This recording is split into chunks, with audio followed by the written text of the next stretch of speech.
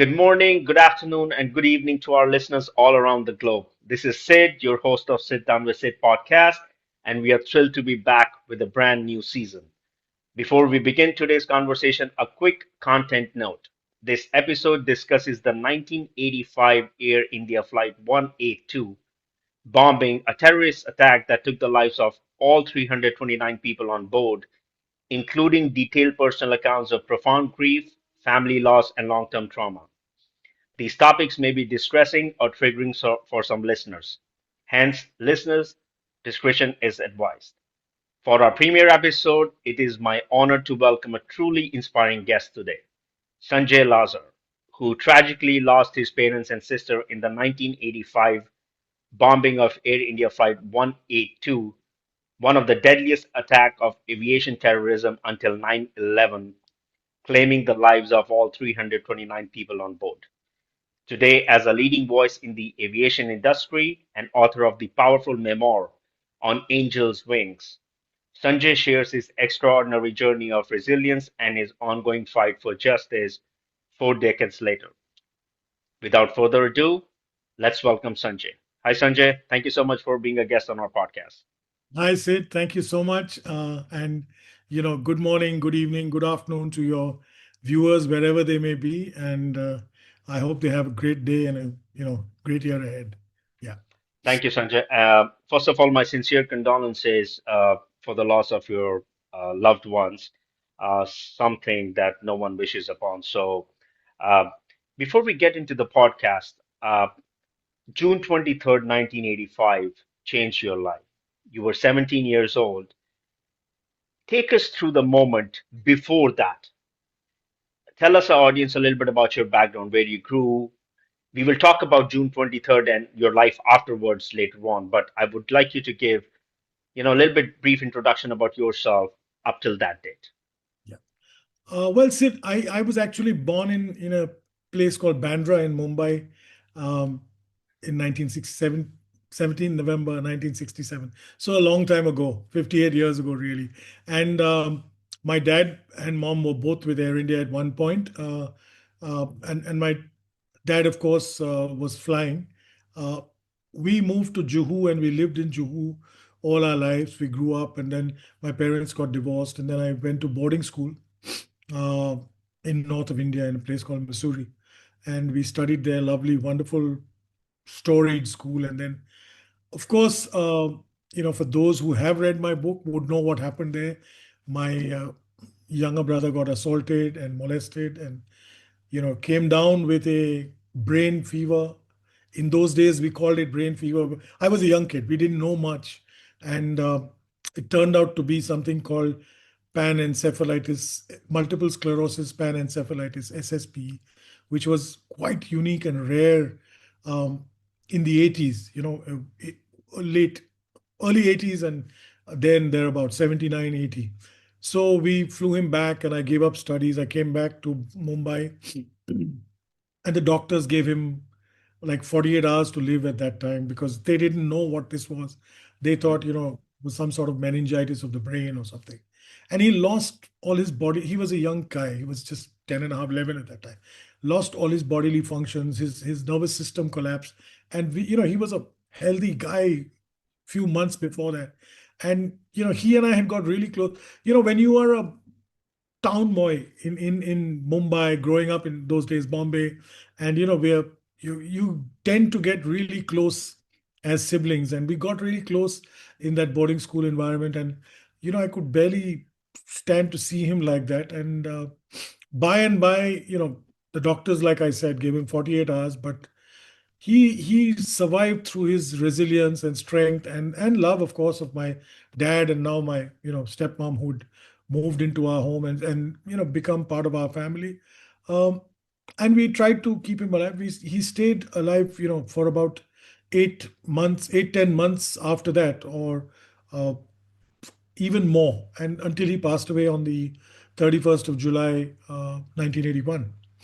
And I was, 11 and a half, 12 at that age, maybe uh, just coming on to 13. And uh, it it changed my life. It just broke me down, and I lost all, you know, trust and faith in God. And you know how it is when you're, I don't know, when you're really young and you go through tragedy.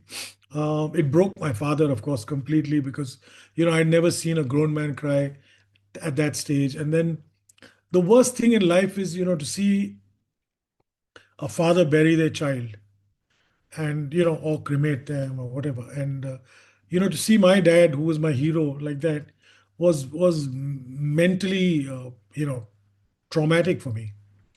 But what happened thereafter, of course, my uh, sister was born, and my stepsister was sister, and she became, the love of my life. And we're looking after her, because all the love that my brother had, almost the next year, she really was born instantly, 9 months later, of course. And yeah, and we went on with life. I came back to studying in Mumbai, and I passed through 10th. We traveled. My dad was still with Air India and flying, of course. Uh, Thereafter, um,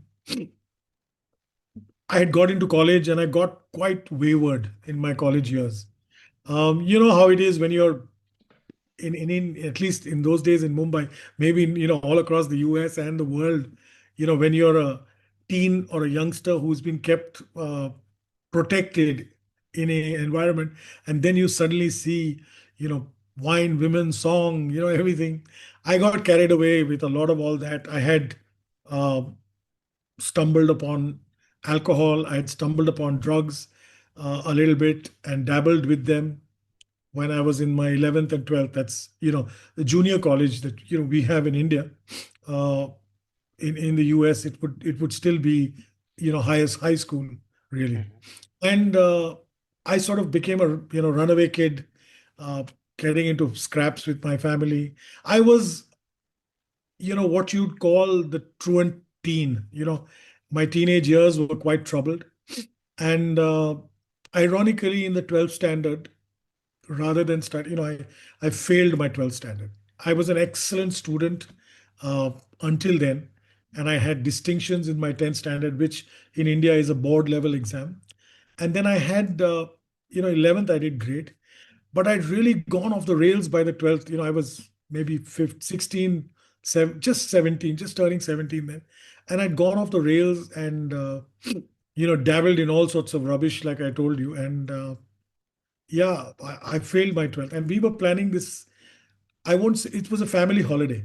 Mhm. My dad was going to operate the flight, but three of us, my sister, me, and my mom, were going to travel on the flight. And it was, like a 12 to 14-day holiday.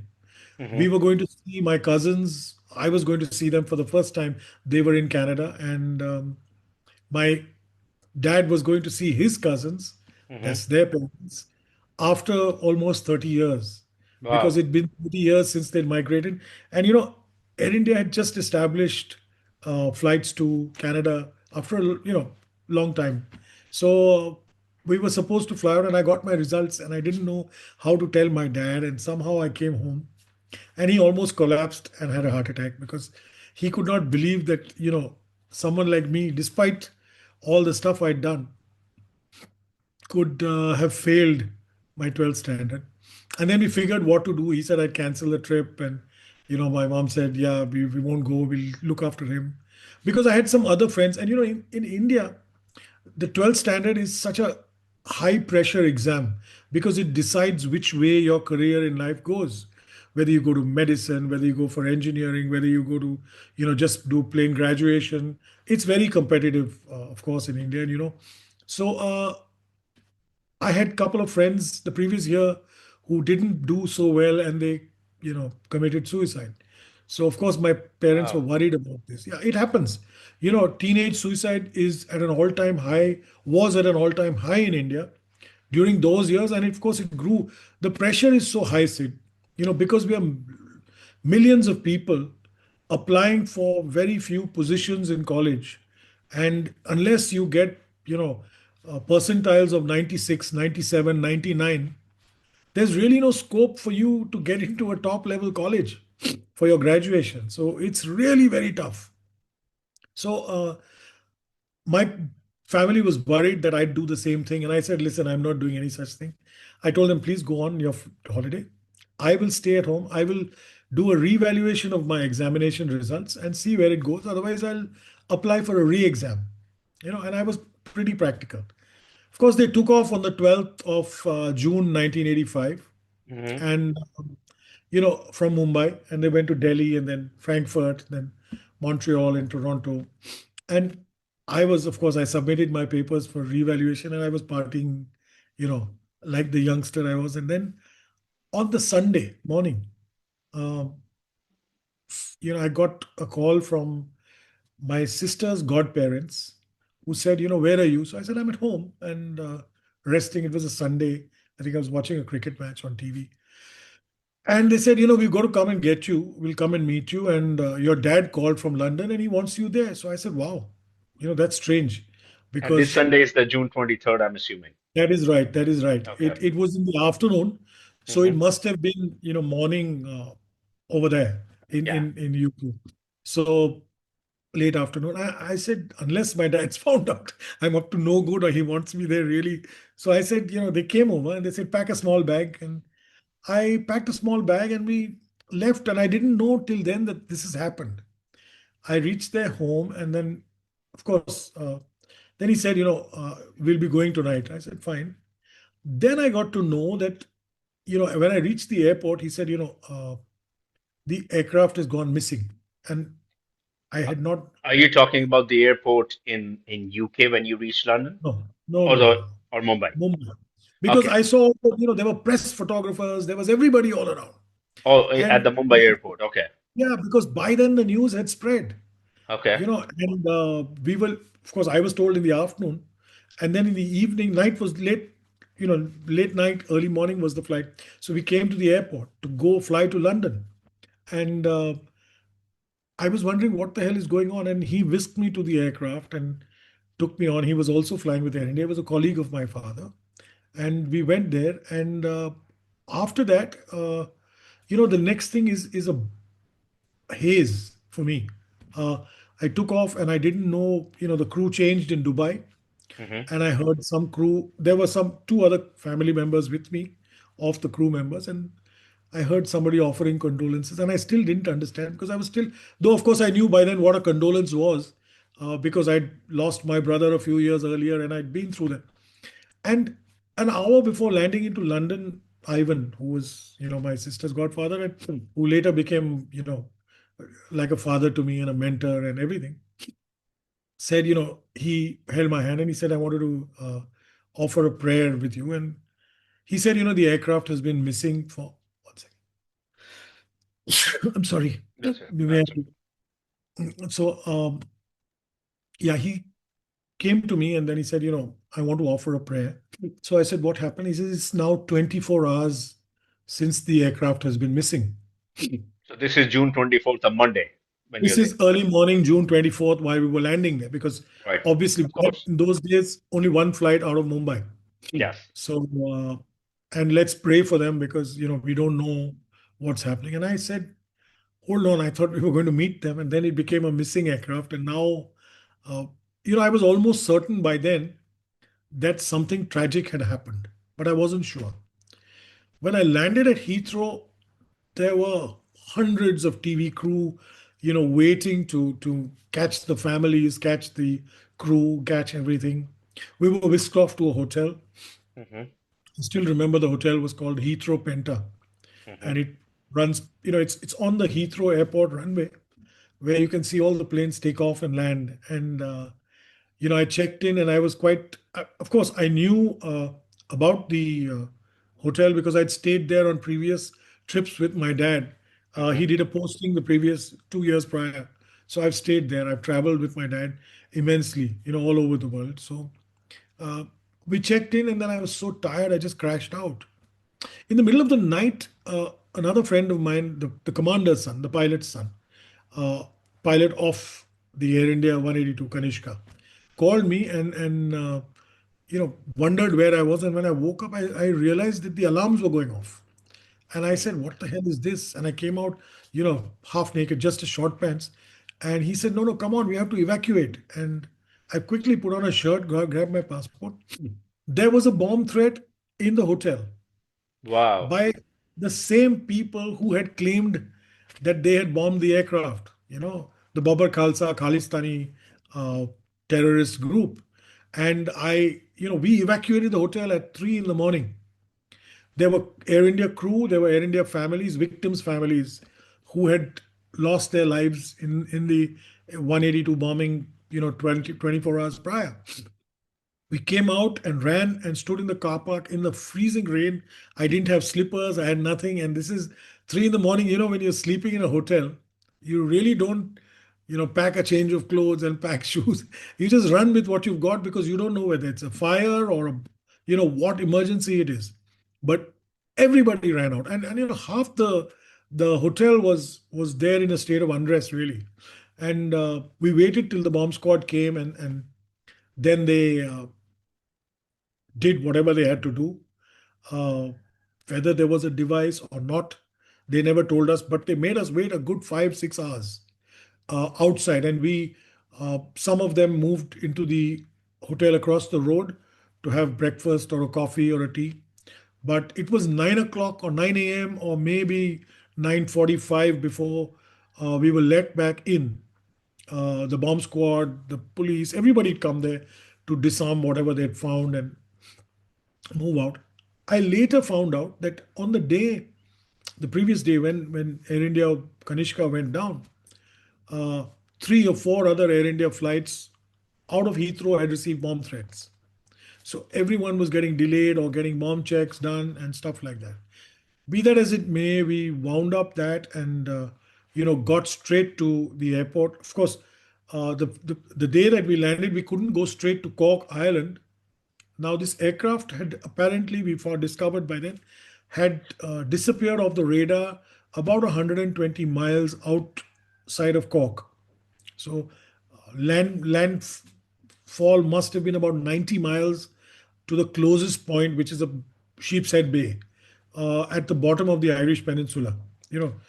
Sheep's Head Peninsula.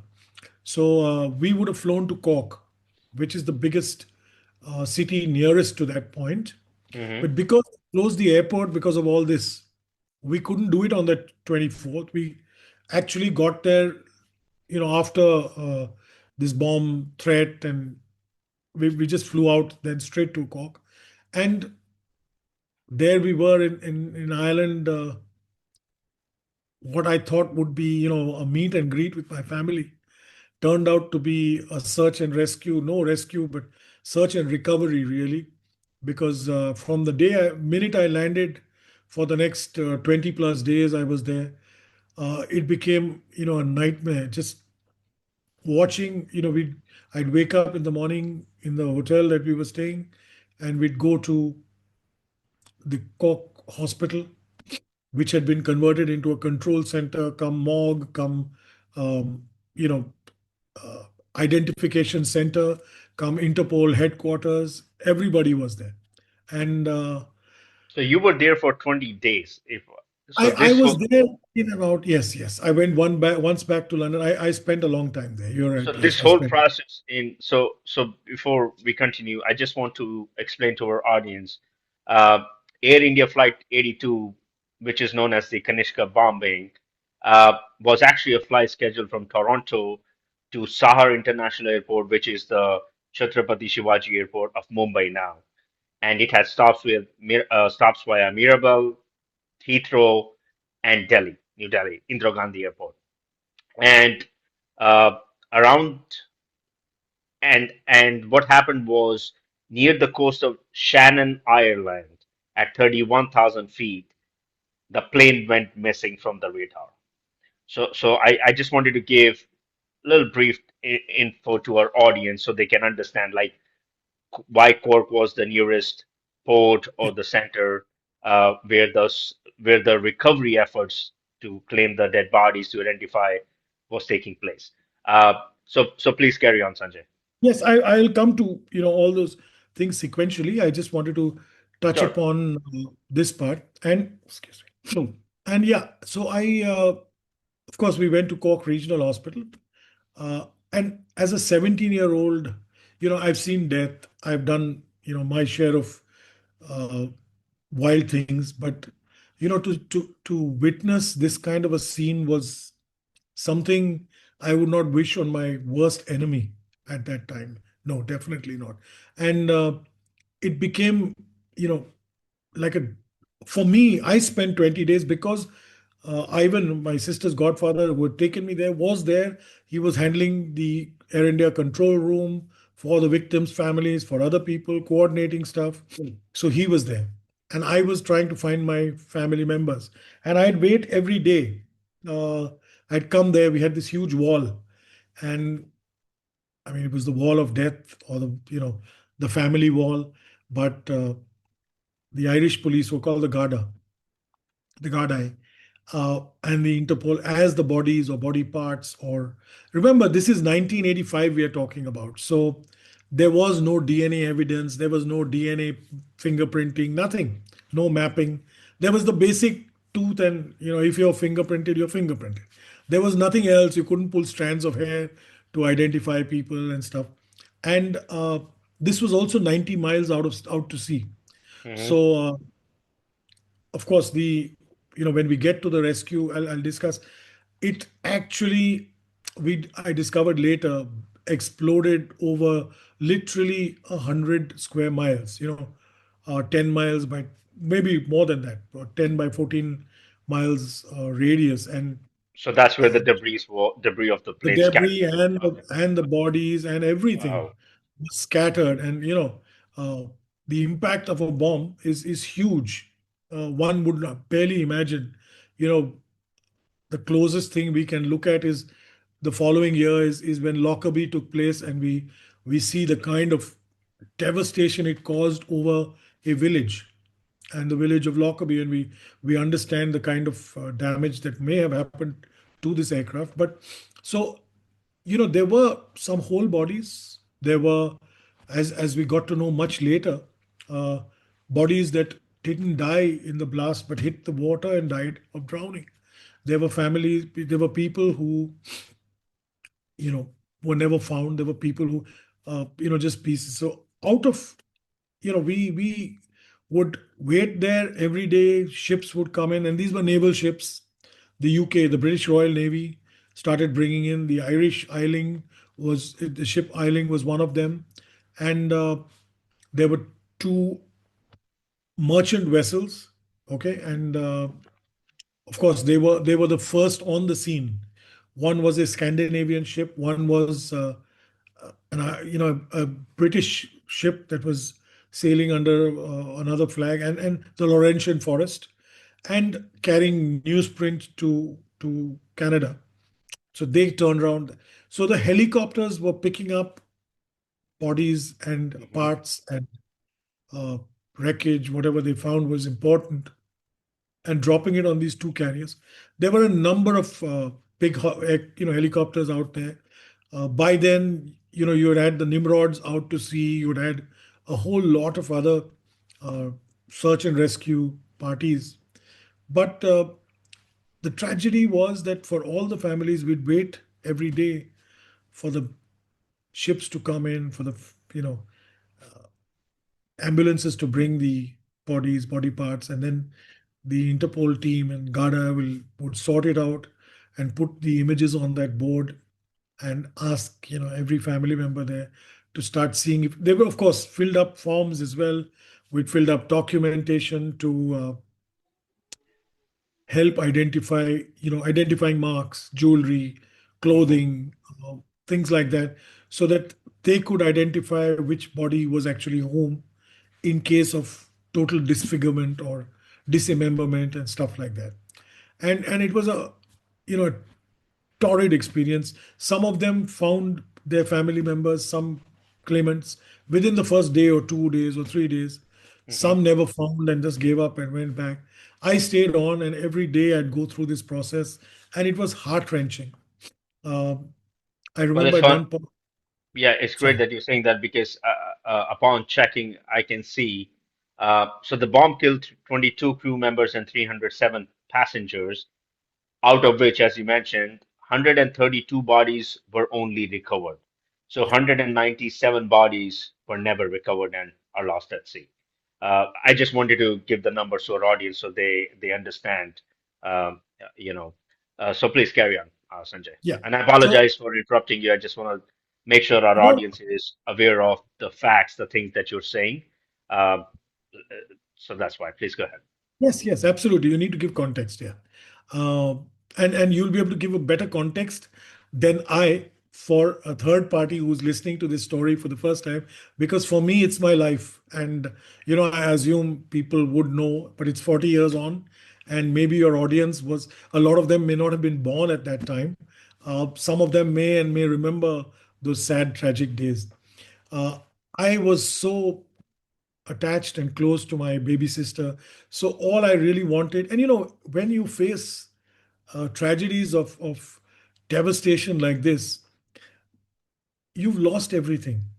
You've seen death becomes your companion, and all you want to do is cling to some memory, some hope, uh, some part of them, and want to take them home to do your last rites, whether you cremate them, whether you bury them. Parsis have the Tower of Silence. We have lots of different ways of, you know, saying goodbye to our loved ones, but you want to say goodbye to them in a manner that is befitting with your religion or your tradition, and you don't want to see them lying there at the bottom of an ocean, unclaimed. So I had, identified or described my sister, my mom, of course, and my dad, and we came across one particular child who I believe was exactly like my baby sister. Same height, same weight, almost same size, same age that they felt, literally close to the same clothing, and So, you Sanjay, know, can I ask you one question before you carry on? When you yeah, say you had to give them the identification, so like when you describe it, were you like basically height, weight? Because I don't know. I mean, uh, I'll tell you. yeah, please go ahead. We fill a form, and the Hmm. form says, for example, the name. Now, Sandita Lazar. Sandita was my sister's name. Hmm. Her age, her approximate height, her approximate weight, the kind of jewelry she was wearing. This is in the 80s, remember? Okay. Right. Today it would be quite a different process, but in those days, uh, the kind of clothes she would be wearing, any identification, birthmarks. Okay, we just had that. So I knew the birthmarks of my entire, all of them, and they knew mine, of course. Things that have, so that when and if the body is found, you can narrow it down by these parameters, right? If my baby sister was 4 years old and 40 kilos in weight, I couldn't possibly have identified somebody who's only 25 kilos it's a huge difference, so Right. you understand that. So this was done by Interpol had a victim identification sheet. In fact, it's probably in one of my files. I still have a copy somewhere, and that was then being looked at by the doctors and the police, the Hmm. local police. And then they were screening bodies based on the identifications you gave. So, for example, if it wasn't a 3.5, 4 year old or 5 year old baby girl, they were not calling me. They would call somebody who'd lost a son, for example, or a grandson. So that was how they did it. So these were the identifications we did. Like for my dad, I knew where he had moles. I knew, what kind of watch, what kind of jewelry he would be wearing. I knew what kind of uniform he'd have. For my mom, also, I knew, she had a huge birthmark on her arm. So I knew these basic things, so I could fill it up. So Hmm. we knew, and I identified the body, and they also thought that it fitted my sister's thing, and we went through the entire process, and you won't believe, Sid, you know everything matched. They said this 99 out of 100, this has to be your sister. And I felt relief for the first time. The anger, the agony, the sadness was all there, but to think how a cruel terrorist or killer could have done such a dastardly thing, innocent women and children. And mind you, this aircraft had over, over 100 kids. Wow. Okay. To be precise, yeah, 80 odd, 86 odd children, babies. Okay, this was family flight. So we've had, women and children more than 100 on that aircraft. Yeah. So a huge amount of people. And, the sad part is that no one ever, realizes the kind of devastation so many, we wiped out an entire generation. If I counted 0 to 18 years of age, it was 132, I think, the number. So that gives you an idea. Out of 331, 329 plus 2 in Japan. I will come to that later. Yes. Uh, you had, 132, 30% were kids who would have been kids in this generation. They would have Wow. been 30 somethings, 40 somethings, and running around, they would have been this generation of today. And they got wiped out in one shot. So coming back here, I identified, and that night I came in the hotel. I was relieved that I was taking someone home at least, to for this process. It's symbolic, and it's very you need closure, some kind of closure, emotional closure, if not mental closure over the tragedy and the killings. Uh, and that night at dinner on the next table, there was a couple, slightly elderly and uh, younger guy, and the lady was crying. And I said, I asked them, what happened? Everything okay? And they said, we had identified our daughter, well, their granddaughter, and this guy is somebody's, the niece. And it turned out to be everything was right, but it turned out it was somebody else's thing, and this is it. So they asked me, "Have you identified?" I said, "Yeah, my sister, and this is body number." So we only had body numbers those days, and it turned out to be the same body that they had. And they said, "No, that's our, our family child." So I said, "No, that's my sister." And it got really emotional. And of course, they got up, and that old lady broke into tears and went away. And I said, "Wow, this is something." So I called the guard, and we had, these police officers who were attached to each family member. I had two of them. Uh, Hmm. we worked in shifts. And I went up to the room, and of course, there were no cell phones in those days. So and I, called his number at home, and then he said, when you come in tomorrow, we'll have a look at it. And the next day, we went and looked over. And, I would have actually been packing with the undertakers to go back home. Uh, and we found, it came down to the slimmest of margins.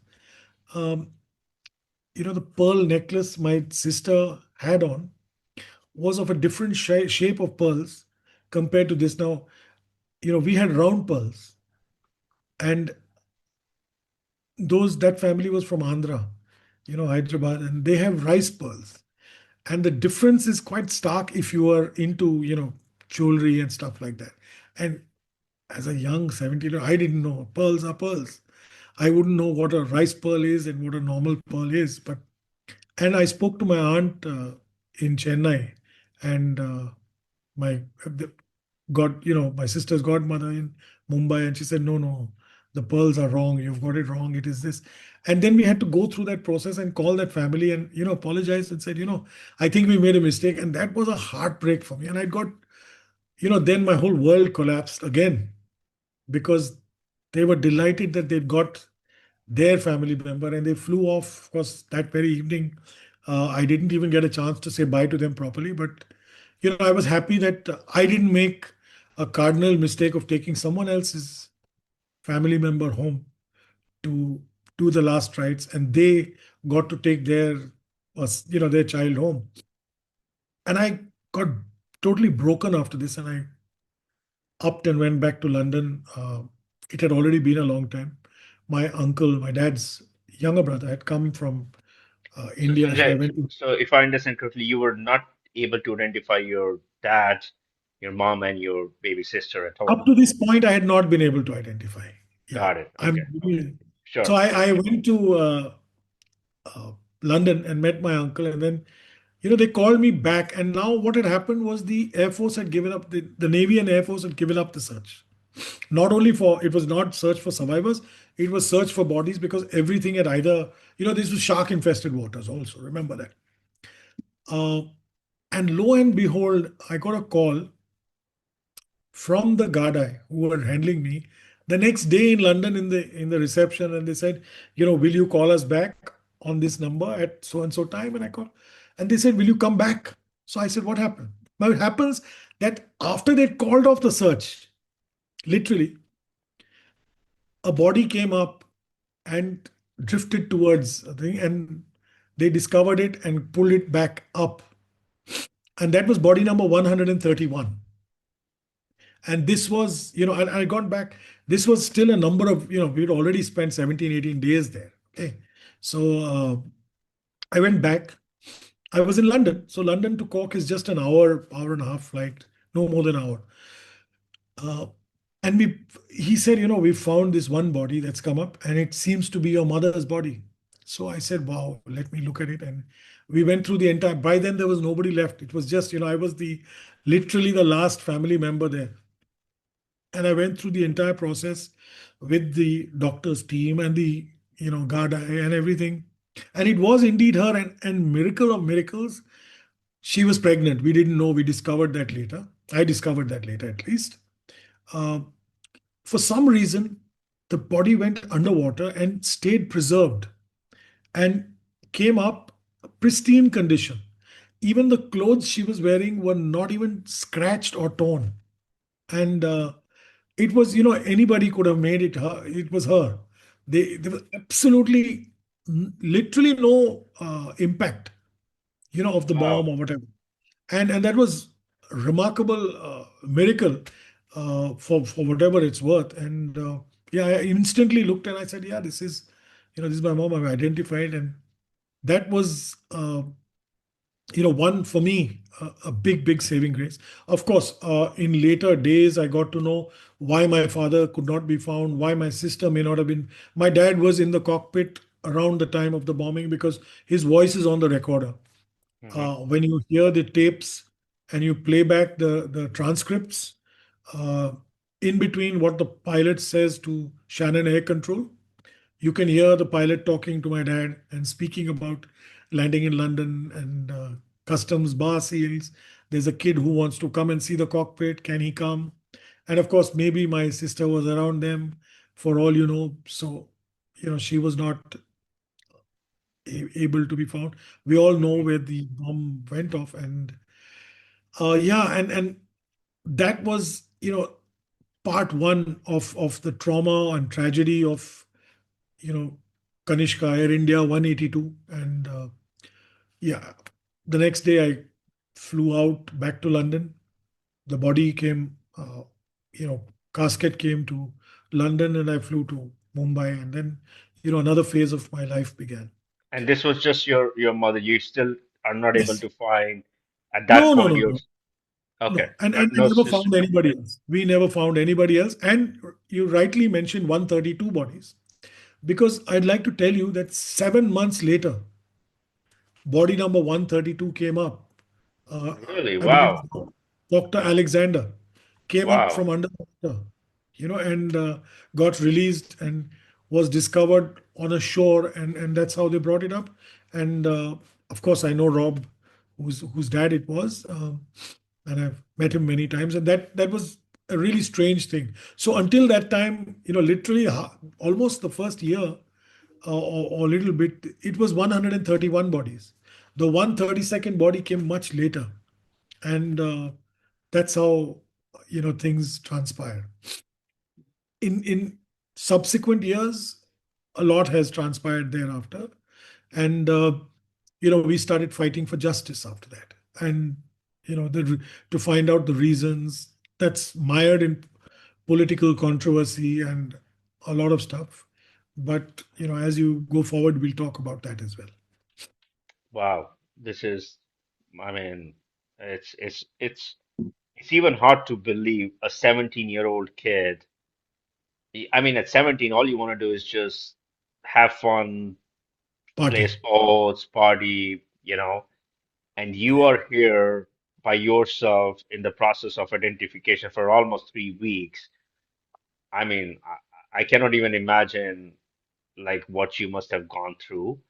Uh, so it's very tragic, and I mean, it's really hard for me to even listen to this. And I do want to tell people now that the aircraft uh, and the bodies that were not recovered lie down at 2,000 meter, which is around 6,700 feet. And there was a British vessel named Gardlin Locator, which was equipped with a sophisticated sonar, and they were actually able to locate the black boxes, as we say, um, by sometime around July 4th to July 9th. That was the period that has been stated. And these are some of the things that I'm sharing based on the Wikipedia, for which we also have put the links in the description. So people can actually read in detail what happened. I mean, you were there, so I mean, there is no one better than you to explain. But as you said, some people were not even born. I was 3 years old. I don't know anything about it. Uh, I really did not know anything about it till few years ago when I saw the Mayday air disaster series. The link for which is also being put in the description so people can watch. It's a 50-minute documentary where a woman who lost her husband and son, just like yourself, is telling her story, and and the world is such a small place that we are here today connecting on this podcast, and you're able to share your journey with us. Yes. Okay, so now you come back home. Your father and your baby sister have not yet been found. Uh, so that closure will never be a closure for you in life. That is something you'll have to live with, and we'll talk about that. I want to talk about a little bit about the bombing. So. Uh, it was considered as one of the longest and most expensive trial in Canadian history. Um, and still only one person was convicted. The others were at loose or still at loose. And I know this created, I personally stay away from politics, but upon doing research, I have noticed that this created a lot of rift between India and Canada, you know. And uh, can you shed some light on that, the trial process? I know uh, you were a part of it because of course it's your family and loved ones whose lives were taken by this act of terrorism, horrible act of terrorism. uh, what is your shed some light on the India Canada, how you perceive that, what were you looking for in the trial, the outcome and so forth, and are you still satisfied or you're still looking for that justice?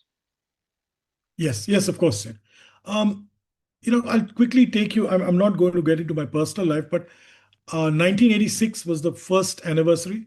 I had already joined Air India by then. The moment I turned 18, I didn't have job. I was an orphan. Um, so my sister's godfather fought, and a lot of them, and Air India agreed to take me as a crew member. I started flying with them. We went for the first anniversary to Ireland, and there we had, the Irish president, the whole lot of dignitaries. They unveiled this monument, and they promised us justice, and we didn't get justice. And every year families would wait for justice because the killers and the perpetrators of this act of terror were never found. Now, mind you, there were two bombs on that day. The plan of these Khalistani extremists were to blow up two Air India jumbo jets in different parts of the world. So this is the memorial. I just please continue to keep talking. I just Yes, want yes. people to This see is this is this is the memorial. Yeah. at Ahakista, which this is, of course, this photo is taken from 2005. Yeah. But this is what you're talking about here. So Yes. please carry on, Sanjay. I can share lots of pictures I've got as well, very happily. I should have done that in advance of the show, but I will if you give me the time. Now, so what happened was there were two bombs Hmm. that went out of Vancouver. One went on a Canadian Pacific Air to Tokyo. One went to Montreal, and they got loaded on bags, separate bags. Both were bound for Air India aircraft. One flying out, via Toronto to London and Delhi, one flying out from Tokyo to Delhi and Mumbai. Okay, so they were both with timers and planned so that they would almost explode at the same time. Now, this is what happened on the 23rd of June at 8:14 uh, UTC and English time. Hmm. Uh, Air India 182 Kanishka blew up. Just a little while prior to that, we had the bomb go off in Tokyo at the airport. Now, why did these happen? Both flights were actually delayed. The Air India 182 flying out had a fifth engine to be affixed in Toronto. So they got delayed by about 80 to 90 minutes totally. And had the aircraft not been delayed, that bomb would probably have gone off in Heathrow Airport. Remember this. It Wow. was still an hour. Yeah, that was the plan. And Wow. had the other aircraft not been delayed, it would not have gone off on a baggage conveyor belt in Narita. It would have gone off as the aircraft was getting ready to leave from Tokyo, Narita to Delhi. So these were well planned, well timed attacks. Unfortunately, in Narita, Tokyo, we two baggage handlers died on the belt as the bag was coming off. Now we go back to the entire plot. Hmm. We knew, I mean, instantly there were claims of who was responsible, etc. Uh, we kept pursuing as families in Canada, in India. Sadly, the Indian government just, those days shut us out. I wrote to the Prime Minister, I went to meet him, I wrote to the President, I wrote to so many people. Because Punjab was a very, tricky situation in the 80s, if you know what I mean. There was a lot of terrorism, there was a lot of killing, there was lots of unrest. And we need to, understand that in the background of this, our bombing was a hot potato nobody wanted to touch. So nobody wanted to look in. It was 15 years literally before the families got in not justice, got the movement in an investigation. Until then, there was really nothing. And in the meantime, you had all these terrorist groups, the Babbar Khalsa and the Khalistani Tiger Force, etc., bumping off witness. You look at the amount of witnesses who have been threatened, killed, or just disappeared, or some of those who were suspects or alleged suspects just disappear into the melt into the wilderness and never be found again. So this was the thing. We constantly kept fighting and pushing, and finally it came to trial. I remember going attending the trial. I flew back, to Vancouver, where it was conducted in a bulletproof And do you know what courtroom. year was that when you flew back to? Yeah, 2003 from the top of my head. Yes. Got it. Okay. Please So, carry so on. you can imagine, the distance, the time from 18 years. 1985. We had not, with 2000, the charges were framed. We had nothing for all those years. In 1992, one of the suspects, or Hmm. one of the mastermind, not the suspects, the mastermind, Talvinder Singh Parmar, uh, who was already wanted. And I'm going to tell you this story because it's going to make your blood curdle. Indira Gandhi in 1982, 3 years before the bombing, had met Pierre Trudeau, then Prime Minister of Canada, and told them that this is a guy who's got warrants outstanding in India against him, and we need him extradited. He is hiding in Canada, and he's a Canadian citizen now. And So he was an Indian citizen who moved to Canada and became he, Canadian he citizen. moved to Canada in 1971.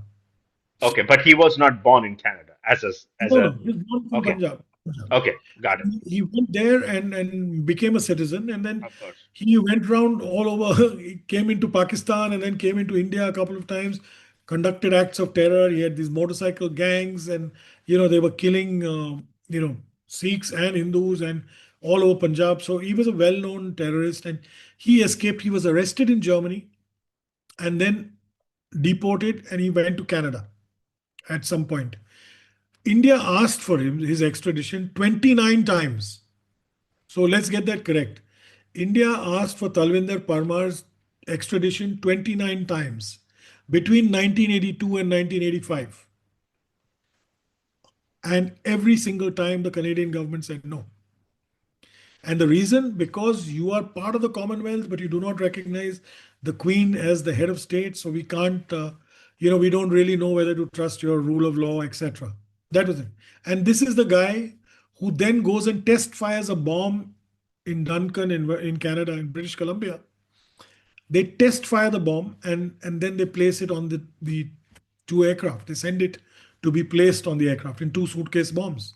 So, so this is the mastermind. Now he got caught whilst crossing over from Pakistan into Punjab and was shot dead in a field maybe a few kilometers away from his village, along with two ISI agents. Now, ISI is the Pakistan Service Inter-Service Agency. So with thousands and tens of thousands of dollars, uh, grenade launcher, machine guns. They were obviously looking at doing something drastic. So he'd been killed in 1992. But the others around him who had, seen this through or allegedly were held and then started, collecting evidence. But what happened was, one by one, all the witnesses who were supposed to testify against them either, like I said, disappeared, died, killed, intimidated, and it disappeared. As a result, when we went for the trial, and mind you, the case was, even despite all that, more than circumstantial, was quite solid. I had by then become a lawyer because after my family died and I had failed the exam, I decided I had to study, and I not only did my graduation in economics, I did a law degree after that whilst I was still flying. And so I'd become a lawyer, and I'd gone to, oversee the case as a victim because my whole family had been killed in that. And what I saw was pretty shocking. And had that trial been in any part of India, and you see, of course, they got acquitted. Both of them got acquitted, and acquitted because of the most stupid reasons. Because we'll deal with that. But if that trial had been held in any part of India or the world, in India, you would have said the judge was bought. You have that, Yeah, of course, or yeah. he was threatened. One of the two. Now we go back into the trial. Now you go. I'm taking you back to November of 1984. Now, of course, we know October 31st, Mrs. Gandhi was assassinated by her thing. June of 84, we had the terrible, Operation Blue Star. Right And here. yeah, and yes, Operation. So that's what I was. And Operation Blue Star was, a blot in many ways, of course, but it was done to, expunge terrorists who had taken refuge in the whole holy Golden Temple, Harmandir Sahib. And as a result of that, Mrs. Gandhi, Indira Gandhi, the Prime Minister then, was assassinated, 31st October 1984. After that, we saw, 3 to 4 days of mass rioting against Sikhs in 1984, and especially in the north, in Delhi, Yeah, Kanpur, correct. places like that, they were indescribable, absolutely unforgivable, and uh, again, huge blot on our history as a nation to have seen that, and not have brought the culprits to trial for 40 years. Trial, yes, but not having punished them. Now that, one or two are getting punished, but a large majority of those guys got away. But that was absolutely, I can't even say, it was blood curdling. To be honest, it was blood curdling those days. And I was a young kid, of course, like you know, I was not even 17 then, I was 16. And, you know, fortunately or unfortunately, like, I lived in Bombay, uh, in Juhu, Tony neighborhood. We didn't get to see, the devastation that maybe people in Delhi or North India had, because Bombay was relatively safe in those days. But what happened was, uh, Parmar and company started getting together in early December 1984 uh, in Canada. and they formed a group. Now, what had happened was there were certain elements of a new investigative agency called CSIS, okay, the Canadian Secret Intelligence Agency, which had been formed. They started keeping tabs on this guy because he'd come from after serving a prison sentence in Germany, mind you. And he was already on the watch list because India had made numerous extradition requests for him. And of course, the Khalistan movement was really bubbling at that time. They started keeping tabs on the guy, and there was an agent called Ray Kobsky. He requested for surveillance on this guy. Now, the Canadian and RCMP also kept tabs on him from time to time. He didn't get the wiretaps until January of the next year, February of the next year. That's 1985. And they got wiretaps, and then they began to hear conversations in Punjabi, you know, Gurmukhi. They got a translator and they started translating the Punjabi into English. And they were recording all these conversations, talking about the conspiracy, talking about what they were going to do and how they were going to do. At the same time, the FBI also had its own moles. Hmm. Okay, I'll also take you back to the first meeting of the World Sikh Organization in New York, where you are at the Madison Square Garden. And there's this famous clip of Arjay Singh Bagri. You may have it, where he says that I will not rest until we kill 50,000 Hindus. And that's world famous. But Talvinder Parmar was supposed to come for that. He could not. He was banned by the US from entering. He was on lots of banned lists and watch lists. So of course he stayed back in Canada. But this guy gave the address on that behalf. And that was the founding plenary session of the World Sikh Organization, which existed at that time in the US and Canada. Now it's the US, one has changed and it's only Canada. And there is where Bagri gave this fiery speech. This was in August of 1984. So they began tracking the Canadian intelligence and RCMP, Parmar, Bagri, and then all the other people that he came into contact, Rayat, and so on and so forth. And the entire plan was known to a lot of these people, and the FBI had moles in their organization. And I'll tell you how that came to be known as we speak further. Uh, in June of that year, Rajiv Gandhi, who had become the Prime Minister of India, was to come to Washington to inaugurate the Festival of India in Washington with Ronald Reagan, President Reagan. The US Secret Service, now you know who the US Secret Service is. They are an organization that looks after the president as well as, guards, guests who come there, you know, when they're on state visits. The RCMP and the US Secret Service paid a visit to Parmar and made it clearly known to them that they knew that the US agencies knew that they were up to hanky panky, and likely to commit some act of terrorism, and nothing like this should happen in whilst Rajiv was on US soil, mind Wow. you. And Madison Square Garden, there were plans to kill Rajiv when he came to the US. He was coming to the US. They were very clear, right? The FBI had moles. There are recordings, video recordings, and they're available where they have infiltrated these Khalistani forces in Chicago as well as in California. And they're discussing how they're going to, you know, bomb the aircraft and how they're going to kill people. And that's how we were very clear that they had a mole who was recording. Otherwise, you don't get video recordings inside a motel room in the suburbs of Chicago on tape. But all this was captured on tape. The CSIS, that's the Canadian intelligence, had recordings, which, mind you, what did they do with it? They destroyed the recordings. They heard everything and destroyed the recordings. They left the transcripts. In many cases, said they destroyed even the transcripts. And all this will come up later in the trial. We could not use it because the transcripts could not be backed by recordings. So the Canadian intelligence destroyed that. The RCMP and the Canadian intelligence now, mind you, in 2 weeks before the bombing or 10 days before the bombing, they actually follow Talvinder Parmar, Rayat, and some other unknown men, Mr. X, to Duncan. He takes the ferry and he goes on to the island and he test fires the bomb. And you've got an agent, intelligence agent, watching all this happen. And he says, I didn't realize what that noise was. I thought, it's gunfire or something like that.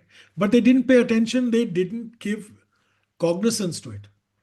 So as a result, they test fired the bomb. The bomb maker went away. Rayat, these people come away, Bhagri and whoever was with Parmar, and they go on their merry way.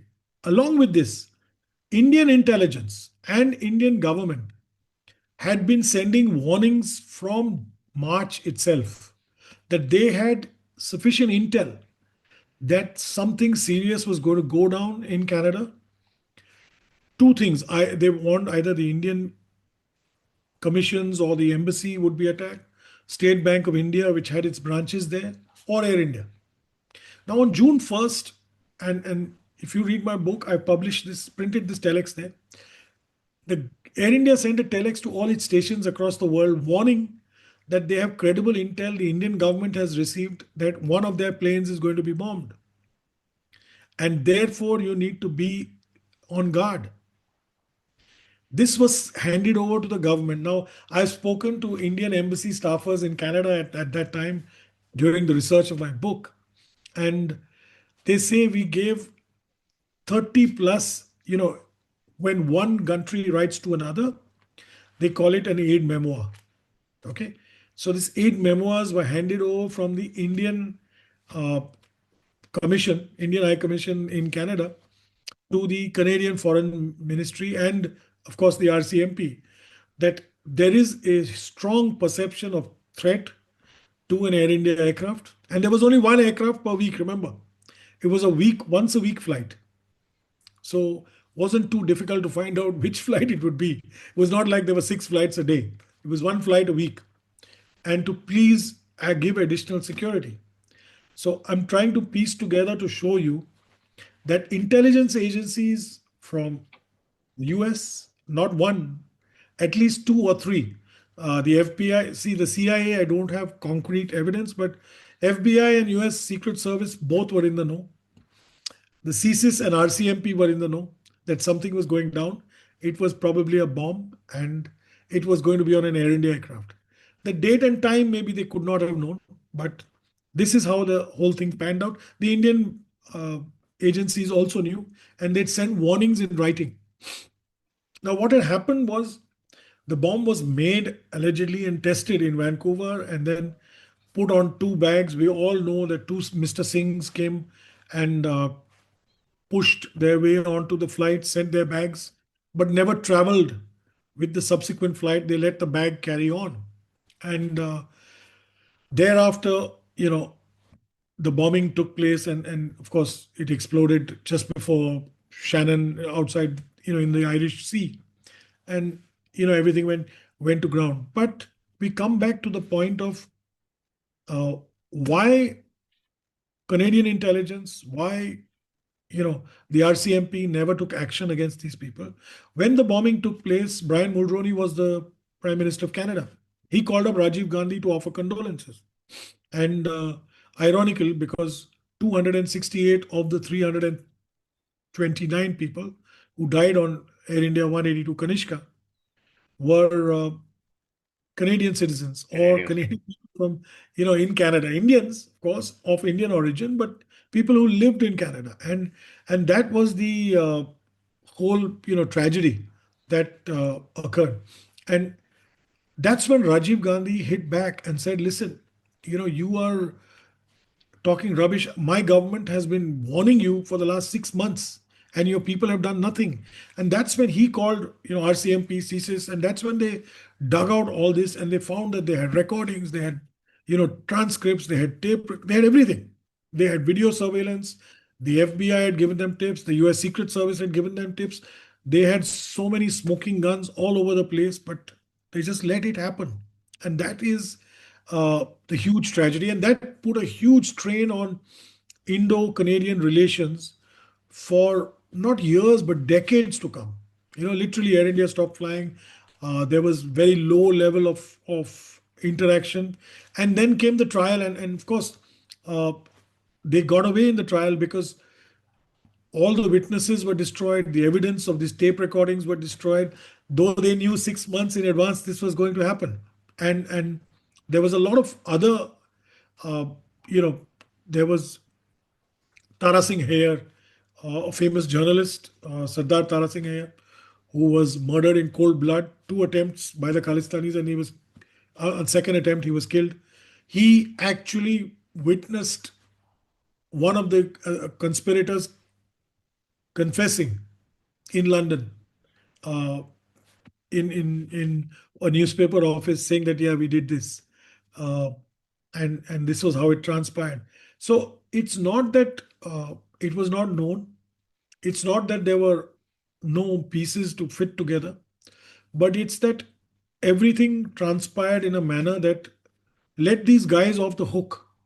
And that was, if losing my family and that crash, the bombing was the worst day in my life, this had to be the second day, worst day in my life, because I lost my family all over again.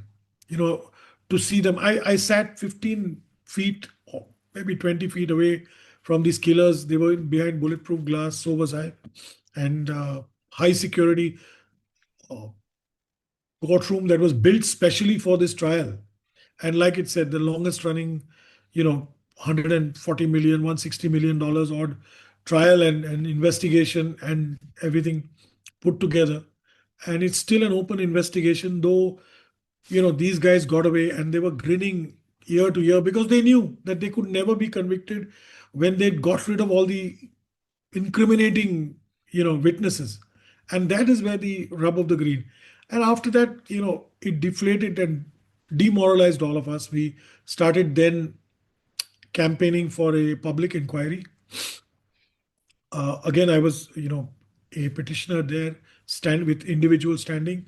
We got a public inquiry in a retired Supreme Court judge, Justice John Major, was appointed, and he went into everything. And he was shocked when he called for all the, intelligence documents, the secret files. Everything was first redacted. They got it unredacted, and then the entire picture came out. Until then, we didn't know all this. So what I'm telling you is post the inquiry of Justice John Major. And that's when you get to know that, you know, US intelligence agencies were involved tracking these guys.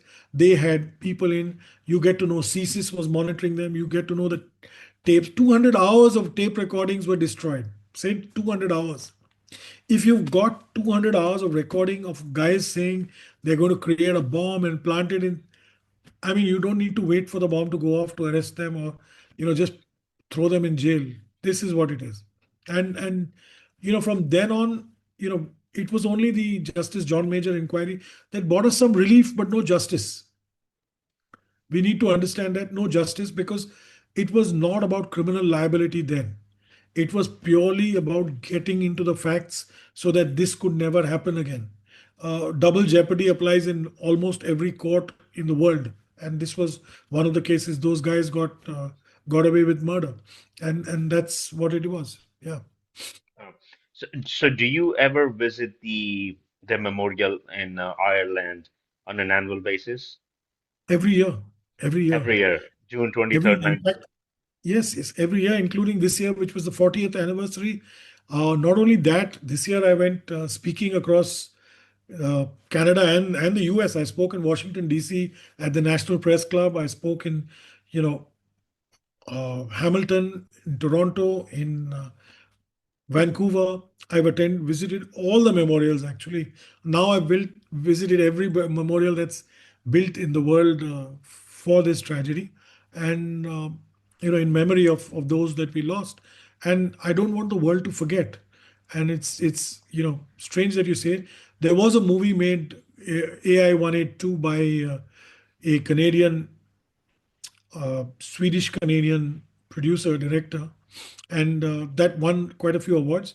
There is now a short film being made by a young lady called Ripon Sindar in out of Hollywood, and you've got Archie Punjabi, and you've got Ridley Scott, who are involved in the movie, and it's being made in Punjabi and it's being made in English, and it again deals with Air India One. It's called AI 182, the film, and I can't wait. It's on the nomination. It's on the short list for getting into the Oscars. So I just hope they do. It's very important because, like you said, you were a 3-year-old and you knew nothing about it. I realized 35, 37 years after the tragedy, in the last 3, 4 years, people were spinning different narratives. People had forgotten. Now, remind you, this is still till today the Please continue. world's largest. Yeah. No, no, please continue to. I just want to show this. So if Yeah, people were to understand what you have said, this was one of the very well received documentary on Air India Flight 182, and this has also been put in the description of the of this podcast, so people can actually see and they can understand. And this is once again uh, someone like yourself, a woman who lost her husband and son is a part of this documentary. And as you said, there are a lot of documentaries out there, a lot of video episodes or videos on this thing, but each one has its own unique, niche and what makes it so compelling. But this is something I watched actually day before yesterday for the entire 50 minutes. And as I said, I watched another documentary on this back a few years ago when I mentioned initially I was watching the air disasters, and I came and that's when I'm like, oh, I didn't know, this even happened in 1985 because I was just 3 years old, and we lived in New Delhi, so the Operation Blue Star and all that. My family knows everything about it. I was too small to know anything about it. Uh, so definitely people can watch this and while listening to you also, it's it's a story. It's a very sad story, you know.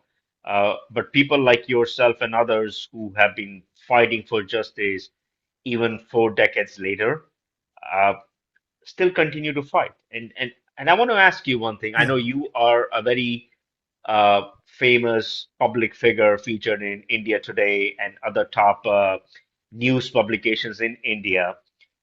Do you get any problems or any pushback when you enter Canada or when you fly to Canada?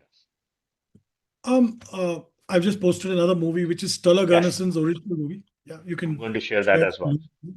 Yeah. Sure.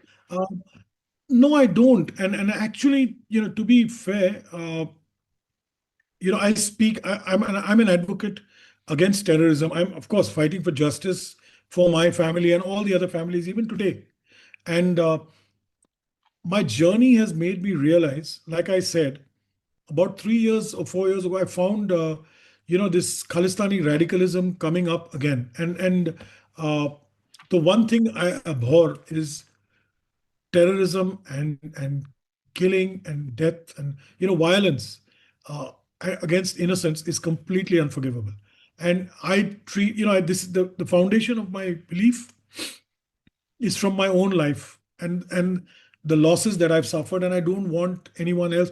I would hate to see 40 years on another orphan Sanjay Lazar at the age of 17 and you know standing on an ocean somewhere, ocean corner somewhere, trying to recover bodies uh, because we didn't learn the lessons as as humans. You know, I looked at 85 was one of the worst years in aviation history. And then you had Lockerbie's shortly after that with the same modus operandi. Somebody took a bag, put it on, and just look at the devastation it caused. Lockerbie was Pan Am, and kids going to from school, on a school trip, uh, earth shattering. I looked at, the Iran Air being brought down, so many Korean Air, and every air crash or air bombing or I look at 9/11, shocking. I mean, it still hurts. Man, it gives us all nightmares when you see the amount of people who have lost their lives in all this because of some madman's thought processes, because of some screwed up ideology somewhere. that you want this. There are democratic ways in life to do that. So I've begun speaking a lot against terrorism, advocating for peaceful means of resolution against all. We see the face of Islam. I mean, just we've seen what's happened in Bondi Beach, Yeah. Sydney, and tragic. My prayers for the departed and their families. God give them strength. Well, Absolutely tragic. well, I personally feel it's the, so before I talk about that, this is the link that you have shared and you want us to share. So this is Yes. the award-winning documentary you are recommending for people to watch. This is made in 2008. I was actually supposed to act in, participate in that, but I couldn't for some legal reasons, and therefore, it's made without me. But it's made with a lot of families, and it's a beautiful documentary by a gentleman called Stuller Gunnison, Hmm. out of Canada, and that's one. There is another movie that's hit the screens or hitting the circuit of these festivals right now. It's called Calorie. It stars Anupam Kher, who's a Hmm. famous Indian actor. It's made by a Canadian family member of one who lost her mother, Aisha Majara. So a very nice film as well. And like I said, Ripon Sinder's movie with Ridley Scott and Archie Punjabi should hit. It's a short film. Should hit next year. I mean, that's in this year, 2026, and again, must watch, because these are parts of history that we should never forget. Because as a race, as the human race, if if we forget history, we are condemned to repeat these mistakes. And that's what brought me onto the path of advocacy, because I'd realized I'd lived I'd grown up. I'd grown out of the tragedy, in the sense I mourn for my family every year, every minute. I mourn for all the 331 who died in that tragedy. But I'd become comfortable in my own life. My kids had grown up, and here I was flying around the world, and then I realized that I went one year to the memorial, and it hit me there. Uh, I felt my father talking to me. I felt, and literally, I used to rent a home across the memorial, which is, almost 90 miles outside of Cork. So I drive, an hour and plus a So you bit. can actually drive to the movie. You don't need to take a boat or a ship to go to. No, no, no, no, no. It's in on the mainland. It's on the Okay, it's on mainland. the It's mainland. Okay. Okay. it's it's but it's outside the city of Cork. Okay. It's about 80, 90 miles, and I hire a car. I typically stay either in Bantry town or in Hmm. Ahakista, which is the location where it happened. It's a very quaint village, and I hired the house on the hill opposite the memorial, and I'd go there visiting every day before the memorial. I always do that. And, I could feel my dad and my family talking to me saying, you've not done enough. And, you have a unique position. I had become an aviation commentator by then. I was, I'm quite frequent in all media channels in India and abroad, speaking on aviation and stuff like that.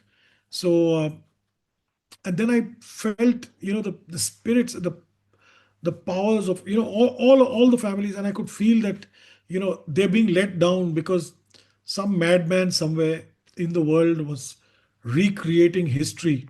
It's almost as if they were trying to say that the Khalistan Papa Khalsa didn't do it, but somebody else did it, or the Indian government did. Stupid nonsense like that. And I had been through every day of the inquiry, the trial. I've been through every page of evidence in the trial as well as the inquiry, close to 10,000 pages. I know them literally by heart. So I knew exactly who was part of it, who wasn't part of it, where the evidence was. I was in touch with the RCMP task force is still alive even today. In this year, 40 years later, they are still working, because there were 6, 7 conspirators. Two of them have got away. One has been killed, and one is now shot recently in a gang war. So there are still people out there. One died in June of 2025. Mr. X, the guy who went to test the bomb, and they were tracking him. So I wanted to correct the record, and that's what set me about writing a book. And that's how I wrote my book, and that's On Angel's Wings. That's the aircraft image, and it's available on Amazon. This deals with my life as well as the trial and the tragedy. It speaks about the tragedy in my own personal experience, and by and large, how the family is pushed and got to, try and get justice. Yes, that's the one. So, That's the so book. this is, and it's great you brought the book up because that was my next topic. But Yeah. since, so this is available in Amazon India, as you can see. No, The it's link available has, in no, Amazon no, US. yes, but there are two different links. So I just want to tell our audience in India, if they want to purchase this book, this is the link, and the links of both how to purchase this book on Amazon in India as well as US, which is this link, has been shared in the description. This is specifically for people living in United States who want to purchase your book. The link has been shared. Uh, Yeah. so I want to talk about this Yeah. book actually.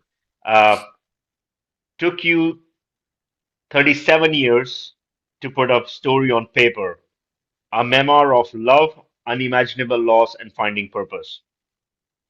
Correct me if I'm wrong. You have also mentioned this is not a revenge book. It's a father's love letter to his children, me to my parents and sister, and a promise to the other 329 angels. And once again, please correct me on this one. All proceeds from the sale of this book goes to the victims of terrorism charities and aviation safety education. Yeah. Okay, now let's talk about your book. I read the blurb on your book and I was deeply moved, and that's why I reached out to you to have you on the podcast. Uh, in nutshell, what this book is all about. If you want to tell our audience, break it down Yes. a little bit, please. Yes, Sid. This book is actually the first part of a trilogy. So it's, On Angel's Wings is my first book that's out already. The second book, The Blood of Angels, should be out maybe by June or July of 2026. Uh, May hopefully then and there. I've been traveling, researching, and interviewing people for 3 years, almost 10 cities, 5 countries, meeting people, some of whom are already dead now, some of And whom is are that mentioned in this book as well, or this is for the second series? no, no. This is also in the first book. Taking you through and I Wow. realized I had so much of material. I couldn't condense it into one book because there's so much that needs to be said. So the first book is deals with my life and this bombing and how the bombing changed my life, how we went to trial, how the investigation took place, and the devastation of the trial. Yeah, and my life until that the day that I wrote the book, uh, what all I did, how to advocate. The second part is a historical summary, and it starts with the history of Khalistan in 1970s, when Jagjit Chauhan declared Khalistan. 1971, there was an advertisement in the New York Times declaring that Khalistan was free, and then from there it traces Indo-Canadian relations and uh, the Punjab issue and the tragedy of the bombing up till 2025. So it's a vast tome, and that's got lots of facets of it. And the third part, which will be in 2027, which is, I've already got the skeleton ready, I've got the interviews done. Our interviews with families are the stories of every family that is willing to speak.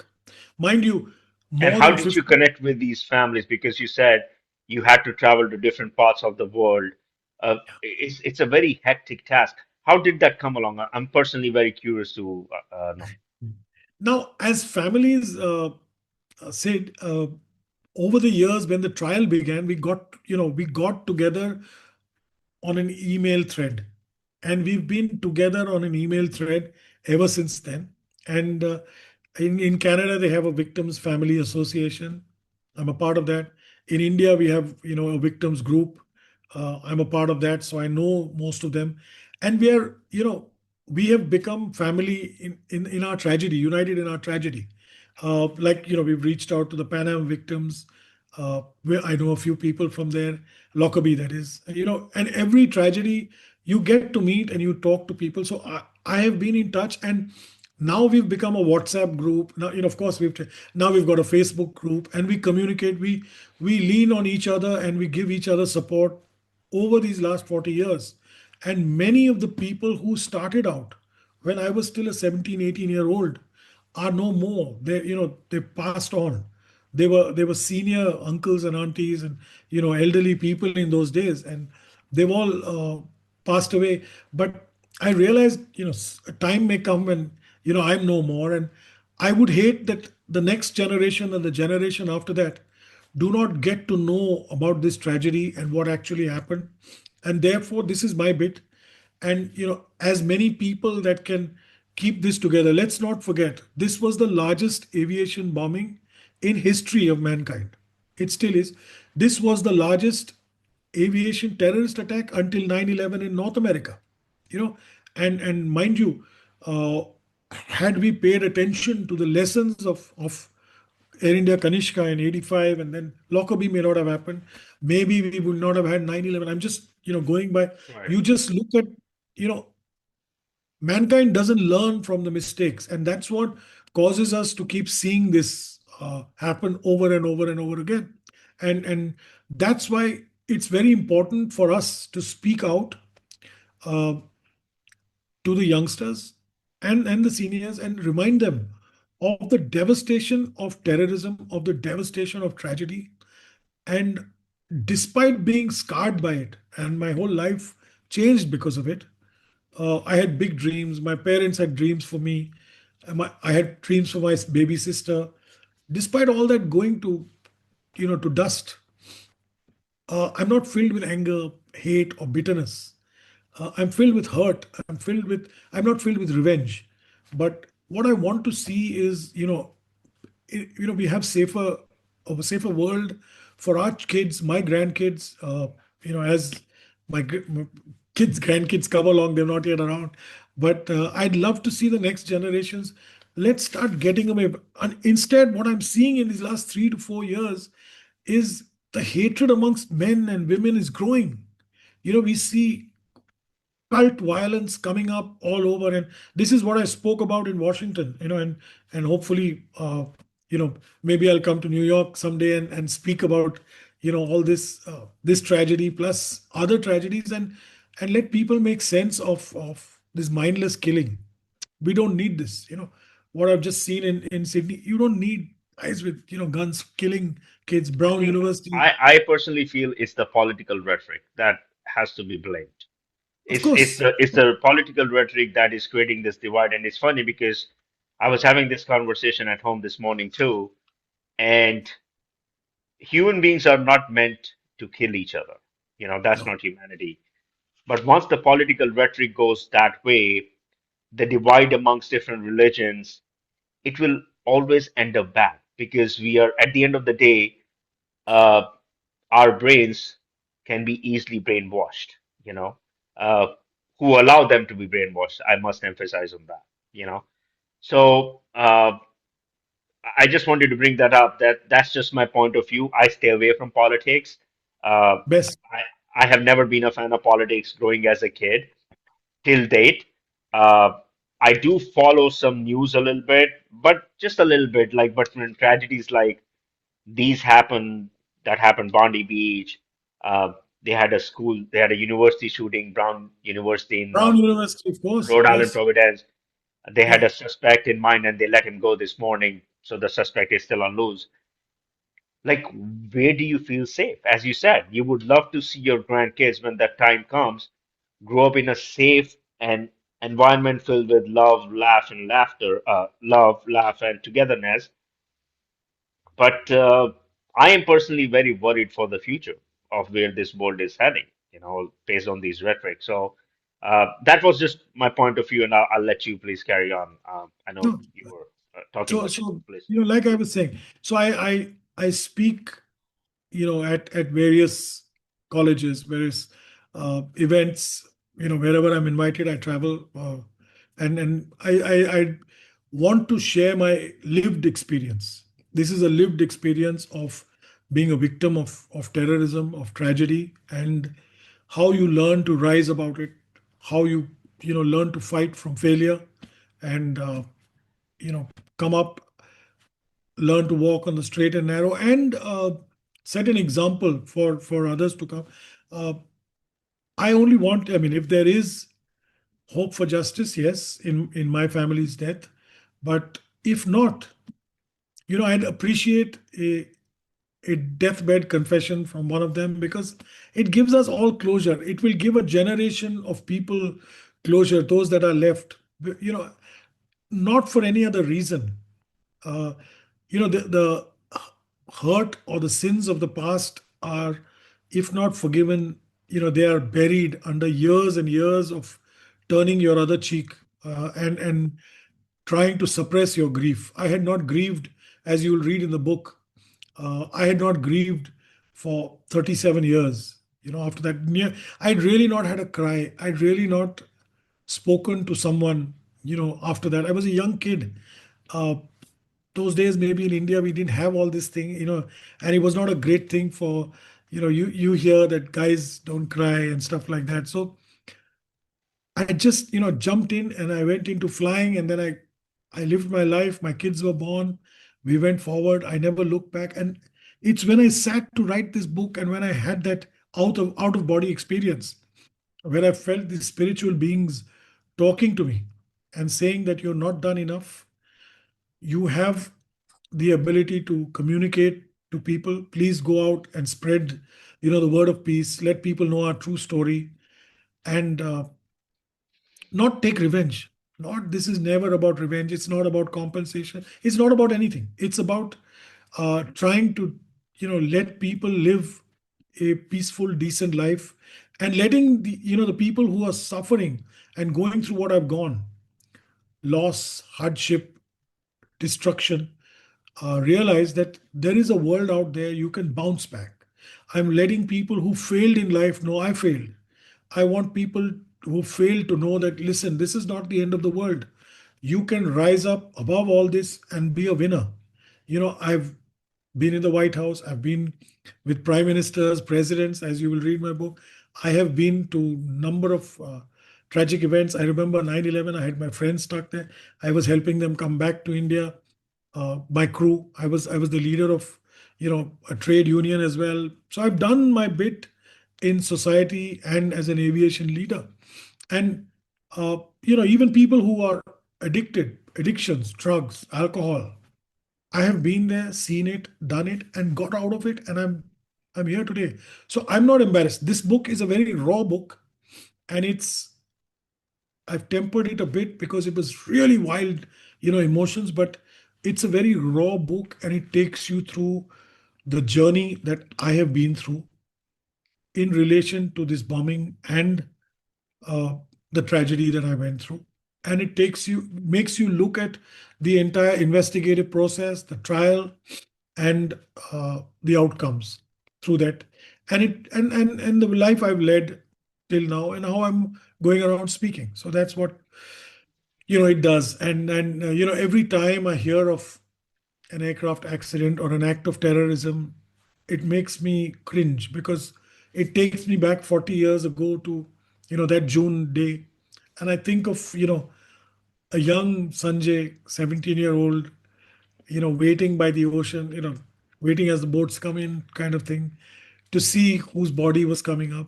And I know that maybe today we are more advanced, but it's the similar thing. There could be a young kid today who loses their parents and their family, and I'd hate them to be, to think that their world was coming to an end.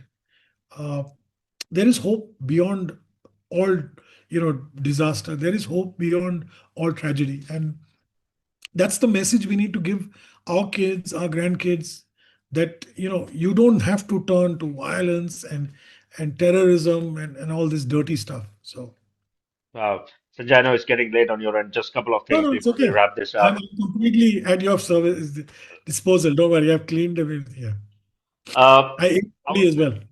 I want to talk about aviation. You are actually one of the top leading voices in aviation industry. As I said, I see on a daily basis you're being invited left and right by top news publications in India. Uh, And currently, right now, you are discussing the Indigo disaster that's happening in India. Uh, the reason I'm bringing this up is we had a very tragic crash in June of this year, June 12th, Air India flight, another Air India flight, AI 171, which was a Boeing 787 Dreamliner bound for London. It crashed 32 seconds after takeoff from Ahmedabad airport, slamming into the hostel block of Medical College. Now, out of 242, there was only one survivor on seat Yes. 11A. You know, everybody lost, and the preliminary investigation points out to the loss of thrust to both engines due to fuel control. But then later on, it was found out that it was the fuel switches were actually manually turned off by one of the pilots. Uh, the reason I'm bringing this up is because that is someone with mental sickness should not be allowed to sit in that cockpit. There was another flight in Germany, a pilot from Dusseldorf who crashed into the Swiss Alps. I still remember, I watched that, and this was around 2015. And see, things like this, they stick with you. You don't forget. You're a voice of aviation industry. Aviation is in your blood. Uh, you you actually are work as a consultant, management, whatever you want to tell us.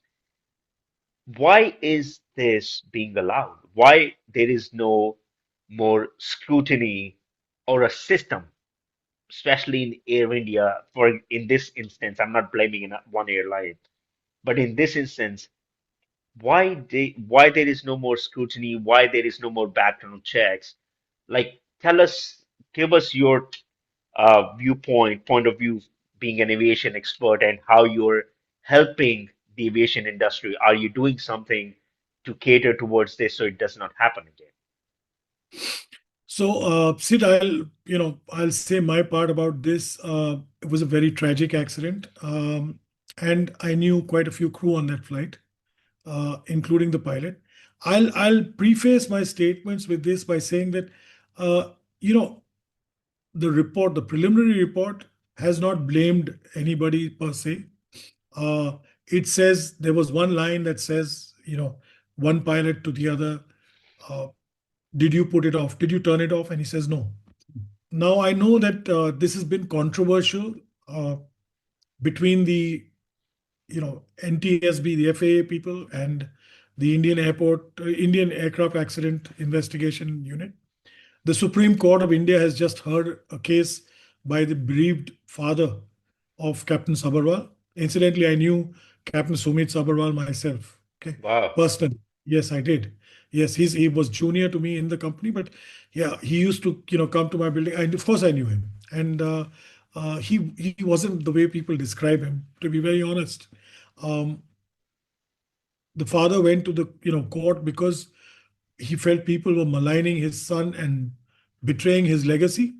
Uh, the Supreme Court went through the report and said the investigation is still underway. Nobody has blamed your son, and your son is not to blame. Please don't worry about it. We will look at the entire report when it comes out. So, as of now, I'm still on the side of, it wasn't pilot suicide. I could be proven wrong later. I'll happily, take back my words and apologize. But at this point, it's still an open investigation. We still don't know ideally what happened. But coming to the point of mental health of pilots, fatigue of pilots, and uh, whether it's India or whether it's the US or whether it's Europe, there are rules in place. And those rules are for the medicals, where they undergo psychometry, where they undergo medical checks, where they also undergo, you know, uh, fatigue, etc., other aspects, flight and duty time limitations, and which what this entire Indigo crisis was about. Um, it's there have been a couple of instances, like you say, of you know death by suicide by pilot, etc. I'd like to believe, and I do believe that AI 171 was not that. Uh, Particularly because I knew the person for some time during my career. And I know that he was not that kind of person. Who knows what happens to human beings when they go under stress? Be that as it may, it is miraculous that there was one survivor. I feel my heart breaks for the kids who were in that hostel, the medical hostel, for no fault. They were having lunch for no fault of their own. This aircraft came and plowed into them, and so many died there. In addition to the people who died on the aircraft itself, um, it's something that we all need safer skies, whether we need healthier human beings who fly planes, whether we need well rested pilots, whether we need safer skies in terms of infrastructure, whether we need, we're not cutting corners, whether it's in the United States, the UK, Canada, USA, anywhere, or India, or even the Far East for that matter. You need to see and give, whether it's pilots or cabin crew or engineers, their space, number one. Number two, follow regulations which, treat them for against fatigue, against, stress, against mental agony, all these kind of things. Because at the end of the day, let's not forget these are trained professionals and they're carrying 100, 200, 350 lives if it's a 777, on that aircraft. And it's highly unlikely, maybe one in 100,000 or a million pilots uh, undergoes depression or have such something like that. We need to be able to, as a society, understand that and curb that. Uh, I'd like to make it clear that, especially since I've been in Air India, I've lost my family in an Air India bombing. Uh, I know for a fact that, and I have some of my closest friends and neighbors where I grew up in Bombay, all very senior pilots, commanding all kinds of aircrafts, around the world, flying for various airlines, whether it's Emirates, Etihad, Air India, and others. Uh, I think by and large, pilots are conditioned to deal with emergencies and are very strong mentally. I do not believe that, you know, to be sensitive and do things as has been alleged. So I would not like to pass judgment until, and as a trained lawyer as well, until the final judgment comes out on this, whether it is by the NTSB or whether it is by the AAI. Either way, we Well, need that was to a claim made by the NTSB over here, which stated that, and with respect to Captain, who was your friend, I would take that back. cover on. With respect to his No, family, no, no, no. I didn't You're mean it. entitled to your opinion. No, Absolutely. it's just my opinion, but also the thing is, Flight Malaysian Airlines that went missing has never been found. If you look at that documentary, one of the best documentaries as well, uh, the blame was put on the pilot right away, and all his family members, friends said that he was never like that. So, Yes. so we don't know as people just seeing who are not a part of this industry what is true, what is wrong. You live in that industry, you breathe in that industry, you know the ins and outs. So that's why you are very well advocate to answer such things. My question to you is, it is a highly demanding job. I think it is one of the we people when we board on plane, we put our lives in two people who are flying the plane, pilot and co-pilot. Uh, and yes, they are trained. Their training is intensive. So is the cabin crew, who are trained to keep Yeah. everybody calm. You know, uh, but being in this industry, do you think the aviation industry should offer some kind of counseling? They should come up with some kind of system to make sure that the stress of this job is not overtaking someone's a pilot's mind, a co-pilot's mind, a strain or putting strain on their lives, family, etc., etc.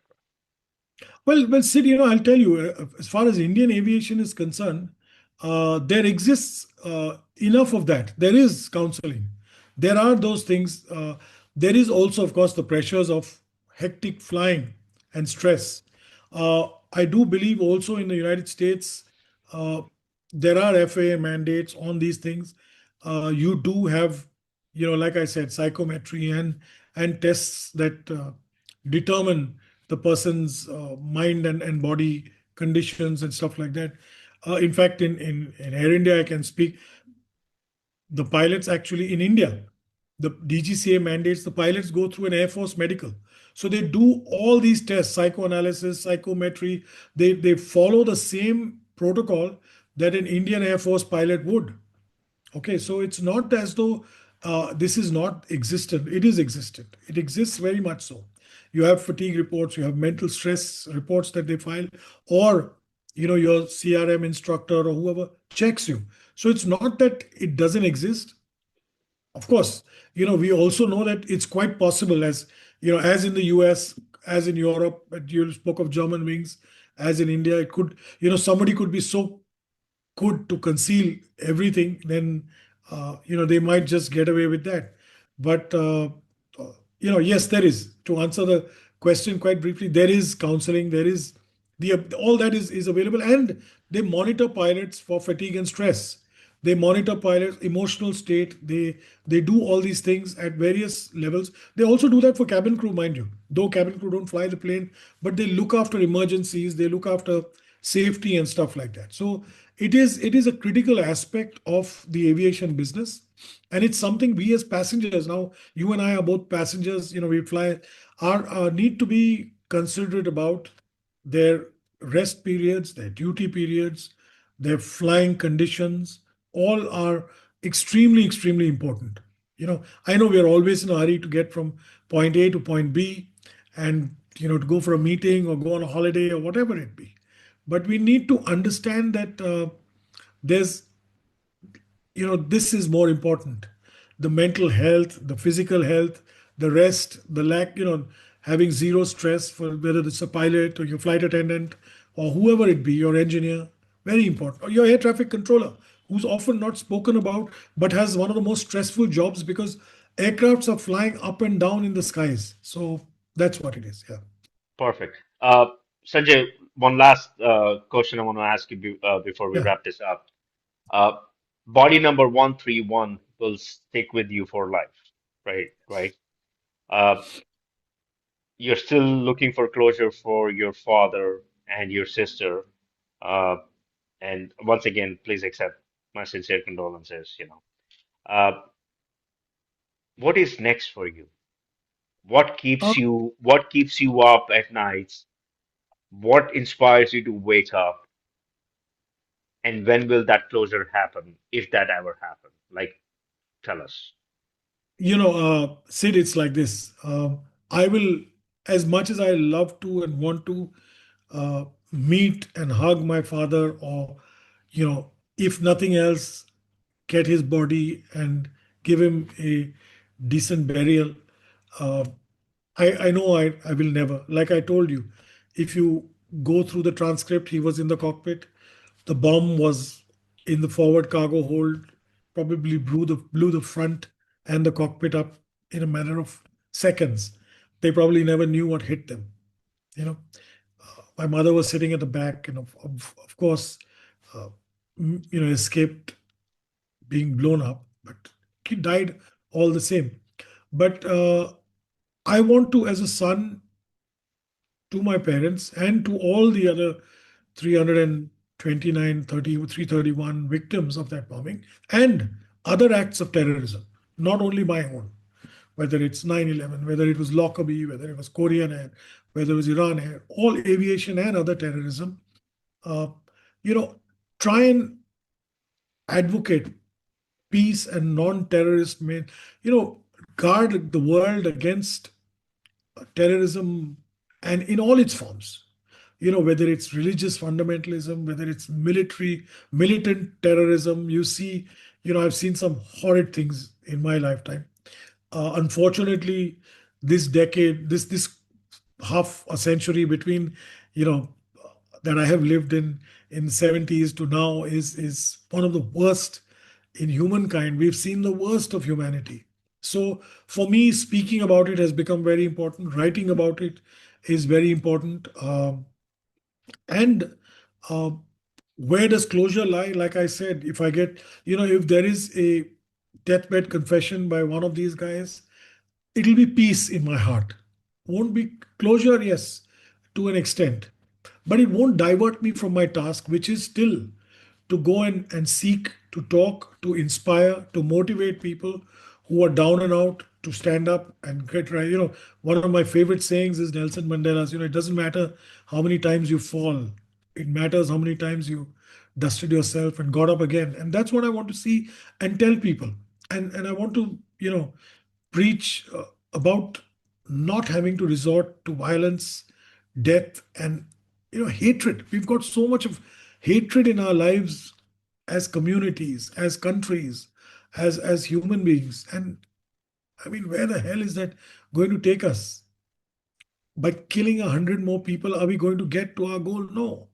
I look at the wars that we are seeing across the world, and you have Iran and Israel, you have Hamas and these guys, you have Ukraine and Russia, you have all this nonsense going around the world, and there's only more killing, and we don't want that for certain. And I'd hate for my grandkids. My kids are already grown up, they're seeing my grandkids to grow up in a world like this. So I pray that they get better. And that's one of the lessons and the messages I want to leave, that love and peace above all. Hopefully I can, I get a chance. I've spoken in almost 10 or 12 cities in 2025 only on this subject. And I'd like to go on speaking as long as I can, travel and do that, and campaign against terrorism everywhere. And that's the key. Of course, aviation being my birth subject, my family together, cumulatively, we've put in more than 85 years in the aviation industry. So for me, obviously, it's going to be everything I speak about is aviation based. But when it comes to terrorism, and advocacy against killing and stuff, it's in general, it's against wars, it's against all these things. So yeah, that's what I want to say. And thank you so much for bearing with me for so long and having such a long chat. I Sanjay, know. this was amazing. I mean, this was so moving. Uh, it's like I've spoken to you for the first time, but I've known you for years. That's the impact you're leaving You read me. the book. Buy, get the book. Or if I come to New York, I'm going to get it across to you, sign it for Please, you. Yes, please, yes. I would love that. Please, next time when you are in town, please, Yeah. definitely, let's do that. But I want to thank you so much for your time, Thank you. once Thank you. again. And I really do wish you to get to where you are trying to get to. And if there is something we can do from our end from here, we're always there at your disposal. Yeah, I'd love, if you put up the link of the book, the American one, and I'd like people to leave reviews so that, the idea is, I'm happy to give it free as well. I want more people to read, to learn about, this tragedy, this bombing, and the amount of innocent kids who died. It's not like a war between two armies. When you get rid of 100 plus kids who never saw sunshine beyond their 5, 6, 7, 8 year old, you've got to Yeah. you've got to sit back and wonder, what the heck are we doing in this universe? We were not built for this. We were not born on this earth for this. So that's what I want to know. Yeah, Well, that's all I Sanjay, want. thank you so much, and thank you for speaking on behalf of the other families. I know you all have these Facebook groups and all that, and you spoke for them as well. And you know, uh, I'm really, really moved by your story, and I'm really inspired. And uh, as I said, we are there for you all the time, and we wish you all the very best. And thanks again, once again, thank you so much for being a guest on our show. Thank you. Thank you so much, and God bless you, and Thank you, sir. peace. Thank you. Bye bye. Take care. Bye bye.